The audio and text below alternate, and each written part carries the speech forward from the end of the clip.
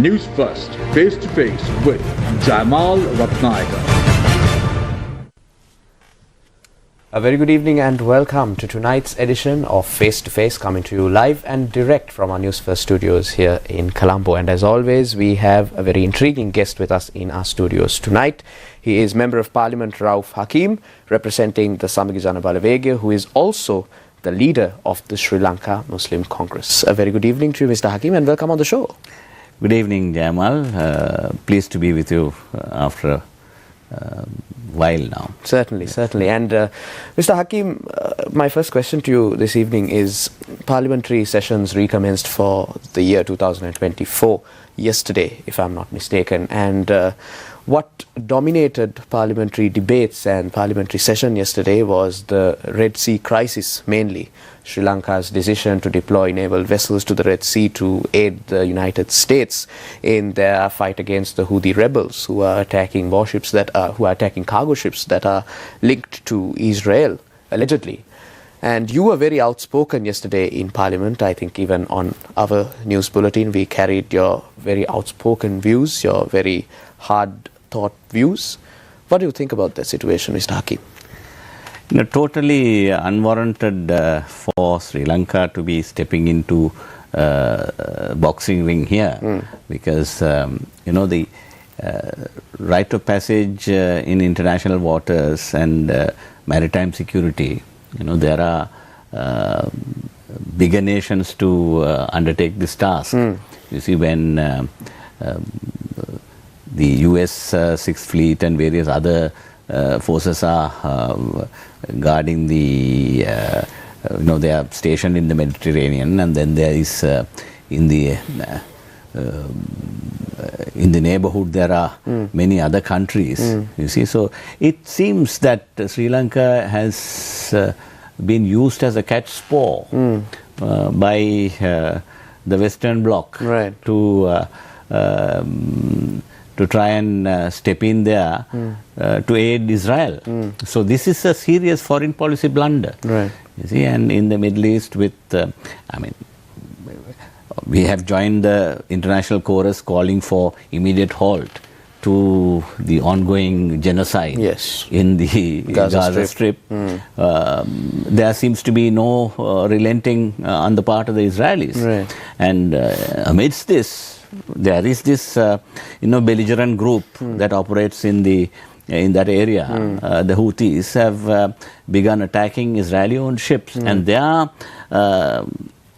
what they have been heard to say is that we will stop this attack if Israel calls a halt to the ongoing bombardment of the Gaza Strip. You see, and then Israel has totally ignored UN call. You see, General Assembly resolutions. Of course, the Security Council have been tight-lipped about this. Not tight-lipped, because they have whatever action that was sought to be taken have been vetoed by United States. So we are going to the assistance of the United States here at a time when that is why I said yesterday that the President is supposed to be going on the 18th to the non-aligned summit in Uganda, in Kampala. So he is trying to send a message to the non-aligned movement as well, that we are now aligned with the US. We are no more with the... This is an indirect message. Yeah, it is. It's a serious foreign policy blunder, and I don't think this will be taken too kindly. You see, whatever regimes may be, quite apart from the reaction by the regimes themselves in the Western Asian region, the civil population is also looking at this. Yes. Every government is under pressure from the people. Even in the United States, you can see scores of people protesting, right, against the ongoing calamities. Yes. And but the rulers seems to be, deaf to the noises from the streets. So this is very, very sad. And then look at the situation where countries like South Africa, Brazil, even Bangladesh have taken the matter to the ICC and the International Court of Justice. Yes. Right? So they have been bold enough to do such things. But we have been parroting out this two-state solution mantra all the time. Fully well knowing that Israel has been purposely avoiding this issue and not doing everything to scuttle the two-state solution. Right.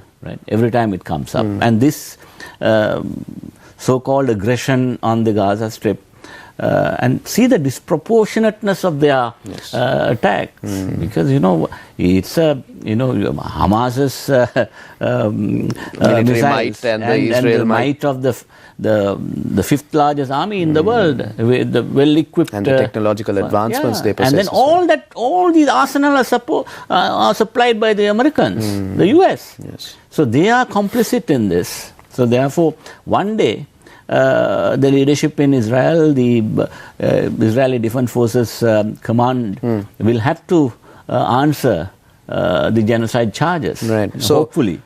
In his speech responding to all of the allegations that were leveled by the opposition yesterday, State Minister of Defence Premita Bandarathenakone said that as we are seeking support from the international community, we have a collective responsibility, a global responsibility to fulfill. If we are seeking support, we have to be willing to fulfill our duties as well. So that is the thought process of the government. What are your thoughts on that? There are so many big naval powers all around the Indian Ocean rim, right? And none of them have come forward to do this, right? I mean, those countries which want to protect and make sure that maritime security is assured, right? Of course, in piracy, we have wherever possible, we have helped. But then what is the arsenal we have? Yes. Do we have the proper vessels to combat this type of the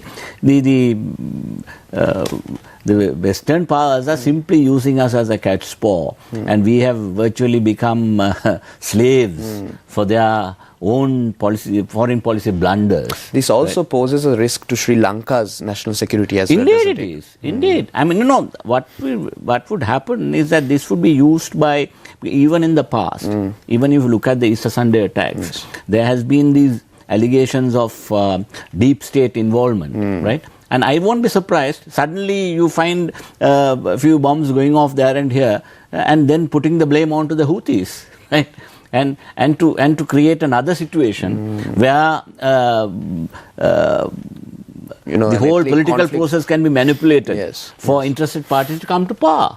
And this is what happened with the Because it is an election year after all. Yeah, this is what we fear. Right? All these things will be used for other purposes. So there are various other forces at work trying to would want to manipulate the situation for their advantage. And we feel that this blunder we'll have to pay a serious price. Of course, the Western powers, they can use us and then discard us whenever they want. What have we got in return for what we are doing? I mean, and on top of it, what did we do a month ago, right? Our Labour Minister goes and says, and we have got a contract to supply 10,000 labourers to Israel.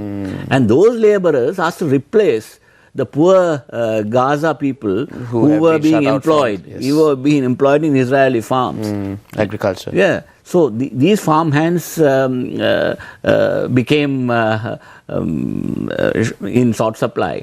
And then to fill the gap, we are sending our people. And there again, it was serious corruption. Serious corruption was there in even providing those contracts. There were so many allegations floating around. So when I questioned this issue, the minister's reply was that to take me on, saying that we must ban all these religious political parties, and we are not a religious political party. We are a approved political party. So this is how they are trying to You see, now forgetting the sentiments of all the other Middle Eastern countries where there is, we are having almost a million or more employed in the region by the Arab states. You see, so we go and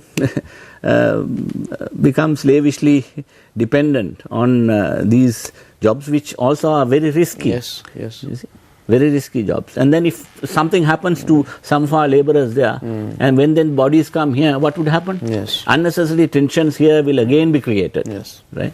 And this is certainly sour relations between us and Arab nations as well. Indeed. Because Arab nations have been very vociferous against the ongoing slaughter in Gaza.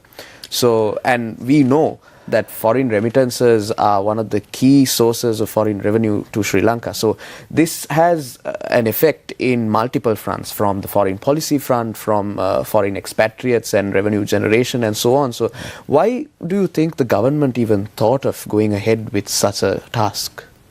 This is mere influence? Do you believe this is being influenced by another party? No. I think even from the neighborhood there must be some influence. You see, I mean, these people have, we have seen even in the past. You see, some countries have even not got on board even to call for a ceasefire. Yes. Right? And subsequently they changed their stance. Yes. But then for us to be doing this, now look at what is the, foreign policy imperative for us to be getting involved in this is our issue. You see, what do we, what happens to an underlying policy, you see, and then you seem to say that we have that this will impact our own economy, and then shipping rates are going up, yes. Insurers will hike up their maritime insurance for prices, vessels, yes. And therefore this impacts us, and that is the reason that we are going to do it. And when we are just a ragtag navy, I mean, we are not a big time navy in the we are not a dominant in the region. There are other dominant forces, right? And then there is this serious issue of other nations not getting involved, because it can flare up into a serious outbreak of war. Right. You see, because to prevent that, they get a far-off small nation like us to be going and doing the dirty work for them, right? And whereas these Houthis have very clearly said, if Israel stops the attacks, we will stop this attack. Yes. Right? So for us to be a international policeman in this situation is totally foolhardy, and then we will. And then forgetting the fact that it's the OIC countries that came to our rescue, even in Geneva. Yes. Even in Geneva, OIC, until the government followed this disastrous policy of forced cremation, you see, that deprived us of many votes, COVID and finally we ended up with just 11 votes. Yes. Right. So all that happened because of our own blunders. Right. But before that, there were substantial number of votes from the OIC countries, whoever was there in the Human Rights Council voting bloc, we had stood by us, right? So we seem to be antagonizing all of them by going, and we are pure and simple, we are going to the aid of Israelis, because they are attacking Israeli-owned ships or ships with which there is Israeli stake in it. Right, so it's seen as a roundabout way in assisting Israel in the war against the Palestinians. It's truly a sad state to see Sri Lanka, who used to broker peace deals for other countries and champion the non-aligned movement, siding and with for a president who is intending to contest an election. Right. And then, you see, affecting the sentiments of a vast number of Sri Lankans in this way, right? And trying to show his bravado in this manner is going to be disastrous, in my opinion. So let's bring things back to Sri Lanka. Today was an interesting day in Parliament because the Minister of Justice tabled the anti-terrorism bill in Parliament once more, which was subject to much scrutiny when it was initially presented to Parliament. So Give me your thought process on that as well, Mr. Hakeem. Were you able to go through some of the provisions? They said, the minister said that most of the provisions that were supposed to be inconsistent with the constitution or were affecting or impeding on the rights of the people have been removed, or the powers have been lessened. So were you able to go through that bill? Yes, I did. In fact, I as soon as he presented the bill, I questioned from the minister from the floor of the House as to what is the difference between the previous bill and this. Right. And since the previous bill came in for so much of criticism, in fact, after having presented it in Parliament, after the matter was just about to be reviewed by the Supreme Court in terms of the content. The Supreme Court determination matters. Yes. So now today they have presented it. We have 2 weeks to go before courts. We also are now thinking of studying the bill. Do you plan on challenging it in court? Yeah, we are planning of challenging it in court, and I personally want to appear and challenge it. So in this case, there have been several issues, and particularly last time, the definition of terrorism itself is an issue, right? And I don't see much of a big change, because they earlier had a very, very broad definition where they could capture every civilian activity or civil any protest. Act of dissent could have been labeled caught up in this. But even now I find there is not much of a massive change in the definition. And it was quite, last time they had to withdraw or rather take a step back because there was so much of a public outcry. No, because not only outcry, they wanted to save face in Geneva. Right.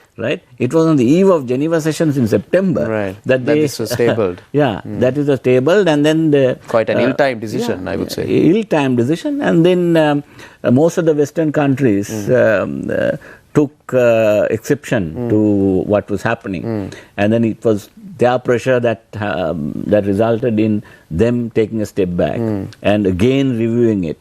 But then this new incarnation, I don't see much of a difference, though the minister attempted to put a veneer of justification on this, but the definition itself is still too broad, in my opinion. So he was trying to say there is no specific definition anywhere in the international arena. Every country, does what they want. But then for us, because the whole process, the question of impunity in this country is a serious issue. And then what about the assurance given in Geneva for a moratorium on the PTA? Even to date, they are using the PTA. Right? Having given the assurance that we will not use the PTA until we present a new bill, right? But in the interim, they have ad nauseam applied the PTA in variety of cases when it suits them, when they can't contain civil protest, particularly even a few days ago. In the Northern Theatre, some of those people were protesting about their missing relatives, and when some women activists started protesting about the president's visit, and they were taken in on the supposedly on the pretext of having violated the PTA. So this is what happens to the moratorium. Right? These are just empty promises given to the international community. Right? And on the other hand, this does not bode well with the subject of ethnic harmony either, because we know the PTA historically has been used against people representing the minority communities. I don't want to use the word minorities, but not Sinhalese, but mostly Tamils and Muslims. Indeed. I mean, after Easter Sunday attacks, the Muslim community also had to face the brunt of this, the repercussions. Repercussions. And it was being used all the time, willy-nilly to incarcerate scores of young people, right, on very flimsy charges, and most of them have now got out on bail, and there are a few still behind bars. But it has shown that this this culture of impunity is being covered up by such legislation and their abuse. So our law enforcement authorities have also blunted their efficiency because of the use of the shortcuts to use such legislation to keep people in custody for long periods of time. Of course, those things are being, to a certain extent, reduced or through the new legislation, but still the discretion is too broad. Right, and then particularly the administrative custody issue, right, and that's the worst thing because they, without any judicial supervision, you can keep people in custody, right, and they, in the previous legislation, they gave every DIG under the authority. You see, we have dozens of DIGs all over the country. You see, each person for their own women fancy can start, putting people behind bars. You see, so this abuse has to stop, and then this outcry against this, and it has also, as I told you, reduced the efficiency of our police investigations, right? Because they have the shortcuts that are available, particularly admissions of confessions, though they are now seeking to remove it now to magistrates. So the effectiveness of the investigation will be stifled for sure. Totally stifled. All the efficiencies and justice will not. Entire criminal justice system has been weakened by such legislation. That is what we have to look at, right? And because there are so many crimes that have not been solved up to date. Now look at Lasantha Wickrematunga's murder. Right. It was just day before yesterday that we commemorated his 15th year after his assassination. And what we should remember very clearly, just about 48 hours before Lasantha was killed, there was this Claymore attack on your studios. The Panama studios. The Panama studios. And so there you don't have to be looking for the smoking gun. You see, who was in power then? Who had the ability to come to the city and use Claymore bombs on a TV station and such devastation? Was it possible for anybody else to have access to such ammunition, such explosives and ammunition. So so it was very clear, and then it was just 48 hours after that attack that Lasantha was killed in open broad daylight. And what happened to those investigators? All of them subsequently, somebody, when the former regime came to power, right, they started arresting every one of those investigators who shed light on those crimes, right? Shania Besekara and the entire lot was taken into custody, and then finally court said no, and the courts in their judgments in releasing them on bail had been so harsh on the police department, and then I would even say the Attorney General's department. How could they ever resist bail for these people? Right? I think that sends a message to even honest investigators and policemen to not sometimes to turn a blind eye when they see that there is clear evidence of a certain crime. It is a total mockery. And then, in fact, the courts very clearly, in awarding bail to Shania Besekara, very clearly stated that documents have been falsified and deliberate false evidence have been produced in order to have him in custody for such a long time. Yes, carry on. No. So this is the whole culture of impunity in this country has come as a result of not only incompetence but deliberate disregard for the law by our own law enforcement agencies, right? And they have been manipulated by political masters for their own advantage. So, since we are on this topic, I want to talk to you about another contentious mission that has been going on in Sri Lanka over the past few weeks, Operation Yuktiya, that has been cracking down on illegal drugs and also organized criminals and organized criminal gangs. What is your thought on Operation Yukti? Does it do more good than bad, or vice versa? So, if you want to do drug busting and catch the drug lords in the country, you will only have to do one thing. Which is? You have to appoint an acting Inspector General and not make him permanent. Right? So, that's what it says. Yes. Right? So since the Constitutional Council is dragging its feet on making a permanent appointment, yes. People want to convince the Constitutional Council they are very efficient. Yes. Right? I saw parliamentarian Rohita Begunavardhana also vouching for the acting IGP, asking why the acting tag is still in place with him doing such a wonderful job. Yeah. And there are senior officers. You know, the thing is, they and then it's very conveniently some people they create they file some case or the other and then try to show that there are pending cases against so and so, therefore they can't be promoted.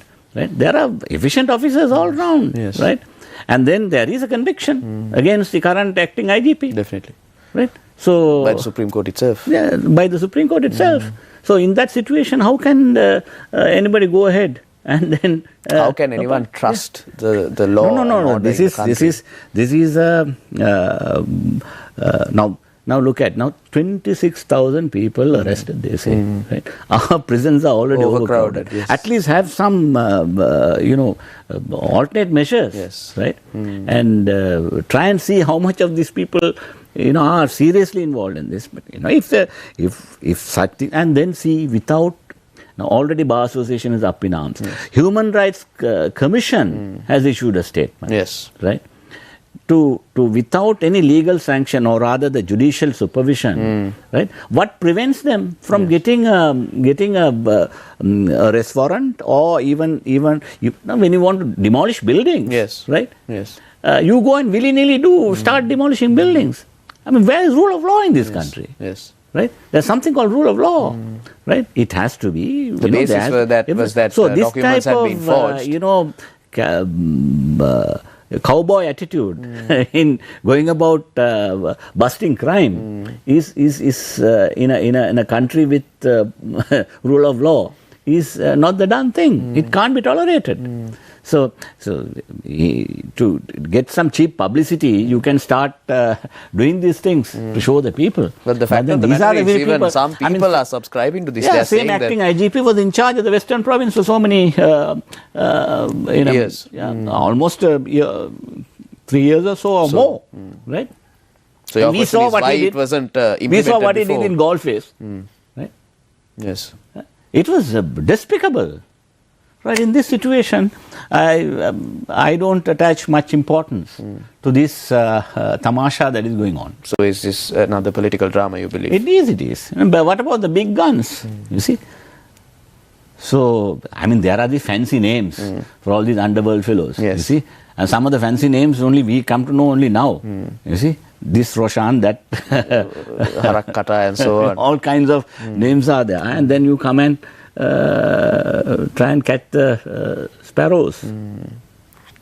So, although we're running out of time, I want to very quickly ask you, it's an election year. We know that there's a presidential election coming up. You represent the Samaki Jana Alliance as the leader of the Sri Lanka Muslim Congress, and most of your voters are centered in the eastern and the northern provinces. How is the sentiment looking like from those voters for the opposition and your candidate, Sajid Premadasa? As a matter of fact, people are totally disenchanted with the governing style of the present government. Yes. And you see, I mean, their only issue is that they keep talking about we have brought the queue era to an end. And then there are no more queues. Yes. There are no more down. shortages. Inflation has come down. But then the earning capacity of the people is totally lost. Yes. And then, and these are all agricultural belts. Yes. You see what has happened to now the peasants, the farmers. You see, up to now, though the government is promising to have to be giving subsidies for fertilizer, it has still not reached the farmers properly, right? Right. though the treasury seems to be, yesterday I heard the agriculture minister says that we have now released the funds and they can have it, but none of them have had it in some of those areas. It is still to be distributed. And on top of it, now they are hit by the floods. Yes. The serious floods starting from Mullaitivu down to Panama. Yes. Yeah, entire eastern coast is underwater, right? And then with the climate change issues, with the faulty agricultural policies of the former regime, in the whole issue is, and then on top of it, they are going and importing kiri samba. Yes. Right? Somebody is pocketing money. Yes. This is what is happening. You see. So kiri samba prices need to be controlled, but then what is happening is what you need to control is the import of the prices of samba rice in this country. So the harvest is on, and then once this harvest comes to the market, there will be serious impact on the farmers. Right. So it's been a very engaging conversation with Member of Parliament Rauff Hakeem tonight. We spoke about all things local, international, the Red Sea crisis, the proposed laws and so on. And thank you very much, Mr. Hakeem, for joining me and sharing your very candid views on every matter that we discussed about. And we wish you all the best in your future endeavours as well. Thanks a lot. Thank you very much. It's a pleasure to be invited. Thanks. Unfortunately, that's all the time we have for Face to Face tonight. Do take care and have yourselves a great night.